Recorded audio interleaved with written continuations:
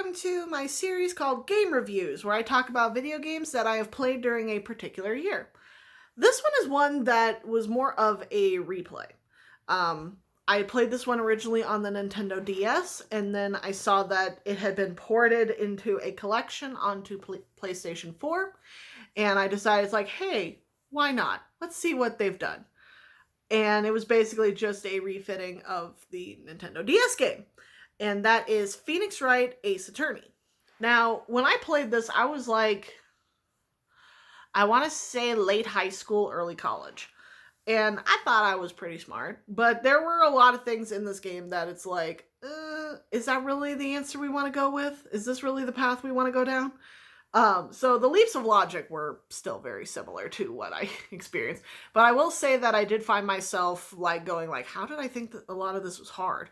But I will say that there are some situations where it's like, they want you to put a particular answer, but you're not sure which answer is the correct one, and you could get penalized and possibly lose for that. Now, Ace Attorney is about a man named Phoenix Wright, who is, in this game, he is still fresh out of law school. He's just starting, and he's working with his mentor, Mia Fey. Now, Mia comes from a family of mediums, and she's sort of distanced herself from that family into doing law. And basically, each episode, there's 5 episodes, that deals with a particular case that Phoenix has to figure out, confront the villain, and then put them to justice. There are a lot of like super flamboyant characters you meet. You meet Mia's little sister Maya, who is an actual spirit medium. And then you meet Detective Gumshoe, who is one of the police officers that ends up helping you. And you also meet Phoenix's old friend, Larry Butts. Their big phrase for him is like, if it smells, it's probably the butts. It's weird. And then you also meet Phoenix's other former classmate, Miles Edgeworth, who plays the prosecutor that you're going up against. Now, I will say that I did watch a YouTube channel called Legal Eagle, who did a review on Phoenix Wright from a law perspective. I will say that I don't know what the Japanese law is, but it must be very different from American law, because there's some things in like the trial situation that I'm like, is that really what we're doing? This doesn't seem right. But again, I don't know Japanese law. I don't know how it's practiced. I don't know if this is actually an accurate representation of it. It might be. I don't know. If you happen to know, please let me know, because I would like to know if the way the courts are held in this game are at all accurate. But I will say that by the time I got to the 4th episode, when Maya ends up leaving, I was already kind of done with this game. But then I found out what the 5th episode was, and I remembered playing it, and I'm like, ugh, I hate this one. I hate this one so much.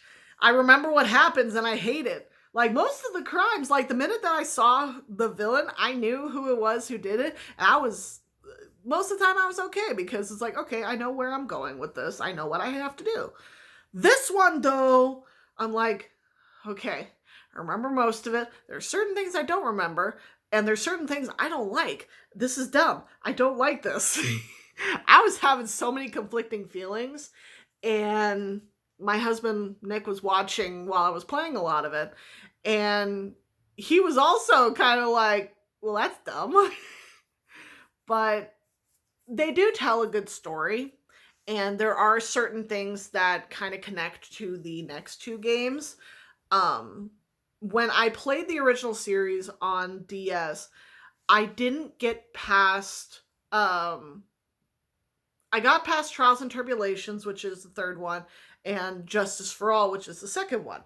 But I only started the 4th game, which is Apollo Justice. Apollo Justice is, well, will be Phoenix's mentee, but I never got into that one. So that's kind of where I'm at with that one. So I don't think the other games are going to get ported on. When I did start playing this, I got really interested in the other games that I didn't have.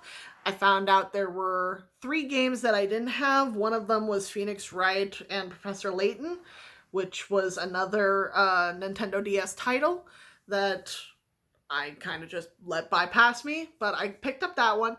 And then there were 2 that were Nintendo eShop only releases. And I was like, oh, well, no wonder I never saw these in stores.